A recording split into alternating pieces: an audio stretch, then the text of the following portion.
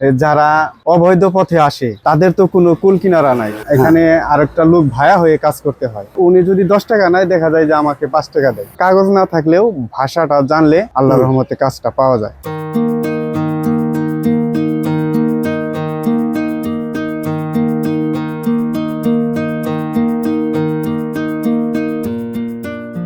ভাইয়ের নাম কি? জি, আমার নাম আবুল হাসিম। কবে আসছেন?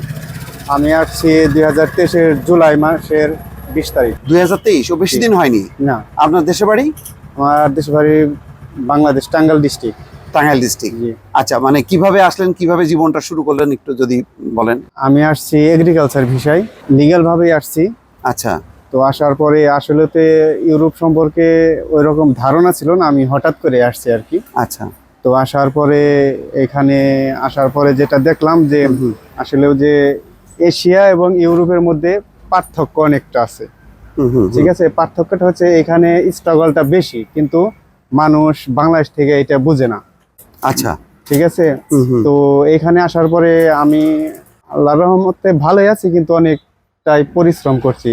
আমি কৃষি কাজ করছি এবং কি পাম্পে সেল সার্ভিস করি, এবং আরেকটা জায়গায় লাভবাজ্যতে কাজ করি। আবার কয়েকটা বাসায়ও কাজ করছি, বিভিন্ন জায়গায় কাজ করছি। তো যেতটুক দেখলাম ঘুরা ফিরা। মানে আপনি এই রোমের মাটিতে কবে পা দিচ্ছেন? রোমের মাটিতে আসছে ডিসেম্বরে। এর আগে নেপালে ছিলাম। নেপোলি ছিলেন? জি। আচ্ছা, প্রথমে আপনি নেপোলিতে? জি।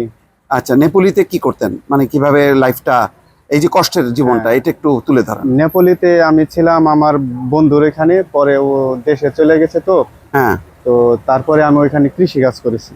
আচ্ছা, ওইখানে কৃষি কাজ করার পরে কৃষি কাজটা কি ধরনের ছিল?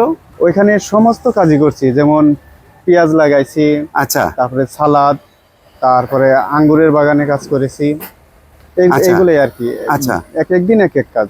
আচ্ছা, তো ওখানে যে কাজ করতেন, সেই কাজ করে কি যথেষ্ট আপনি মানে টাকা পয়সা পেতেন, মানে প্রয়োজন মতো? আসলে না, প্রয়োজন মতো পেতাম না, কারণ এখানে আরেকটা লোক ভাড়া হয়ে কাজ করতে হয়। আচ্ছা আচ্ছা উনি যদি 10 টাকা নেয়, দেখা যায় যে আমাকে 5 টাকা দেয়। আচ্ছা আচ্ছা জি। আচ্ছা, তারপরে নেপোলিতে কতদিন ছিলেন? নেপালেতেও জুলাই থেকে আর কি ডিসেম্বর পর্যন্ত ছিলাম। জুলাই থেকে ডিসেম্বর, তারপর ডিসেম্বর থেকে রোমে। জি। রোমে চলে আসলেন কেন?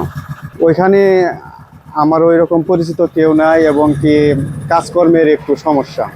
আচ্ছা আসলে তো আগে তো বুঝতে পারিনি, আমরা তো মনে করেছি যে এখানে আসলেই লিগ্যাল ভাবে আসছি, যেহেতু আলাদা একটা পাবো, কিন্তু আমি তো মালিক পাই নাই। এর জন্য আচ্ছা। আমি কন্ট্যাক্টও করতে পারি নাই। এর জন্য কাগজ ছাড়া, এবং মেন কাগজের চাইতেও যেটা মেন ইম্পর্টেন্ট, সেটা হচ্ছে ভাষা।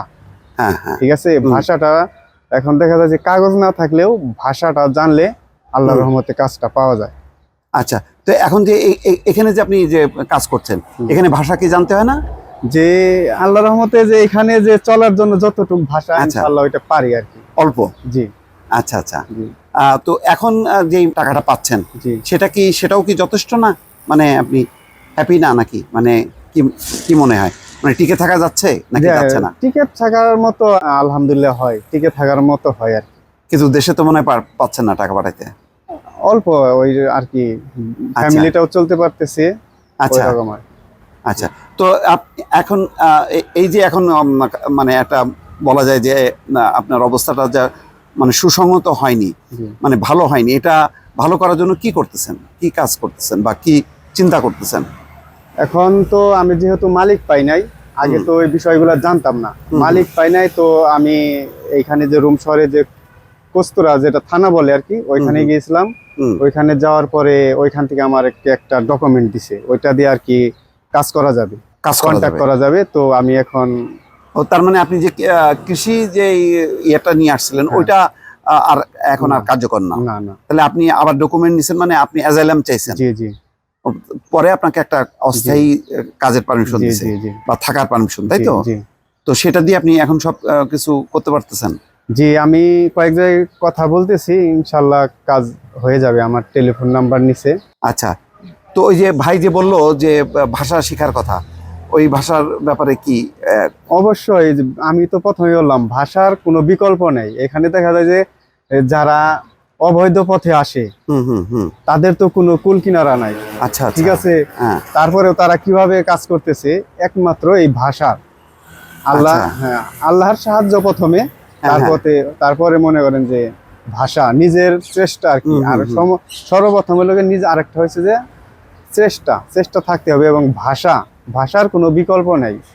যে যারা নতুন আসবে, হ্যাঁ, হ্যাঁ, হ্যাঁ, হুম। অবশ্যই যে যদি মনে করেন আমারই যদি কোনো আত্মীয় আসে, আমি তাকে বলবো যে প্রথমে তোমরা দেশে থেকে ভাষা শিখে আসো। কারণ এখন অনলাইনে অনেক সিস্টেম আছে, যে আমাদের এই যে ভাই রনি ভাই, ওনার হুম। একটা চ্যানেল আছে, এখানে যে কেউ যে কোনো পৃথিবীর যে কোনো জায়গায় থেকে এই কথাটা ভাষা শিখতে পারে। আচ্ছা, তো তাহলে আপনিও ভাষা শিখবেন, তাই না? জি, ইনশাল্লাহ। তো আপনার কাছে কি মনে হয়, আগে যে দেশে যে ছিলেন হুম। আর আর এখন যে জীবনটা, সেটা যদি তুলনা করা হয়, আপনার কি মনে হয় যে ইতালিতে এসে কি ভালো করছেন, নাকি না আবার আফসোস হয়? আফসোস হয় বলতে, নিজের দেশটা যেরকমই হোক, নিজের দেশটা সবার সবচেয়ে প্রিয়, হুম, হুম, ওর হুম। উপরে আর কোনো জায়গায়। না, সেটা তো ধরেন স্বজন থাকে, জি। আত্মীয় স্বজন থাকে, নিজের পরিচিত পরিবেশ হ্যাঁ। থাকে, কিন্তু ওখানে যে আপনার মানে আয় ইনকাম জীবন, সেটার তুলনায় কি ইতালির হ্যাঁ, জীবনটা কি ভালো লাগছে? হ্যাঁ, আয় ইনকামের দিক থেকে যদি ধরেন, তাহলে তো আল্লাহর রহমতে এখানে ভালো আছি, ভালো আয়ের আছেন। দিক থেকে। জি, আচ্ছা, তাহলে ভবিষ্যতে এখানেই তো টিকে থাকার চেষ্টা করবেন, তাই তো? জি, জি। আচ্ছা, ঠিক আছে। আপনার দেশে কে কে আছে? আমার ফ্যামিলির সবাই আছে, মা বাবা, ভাই, স্ত্রী, বাচ্চা? সন্তান।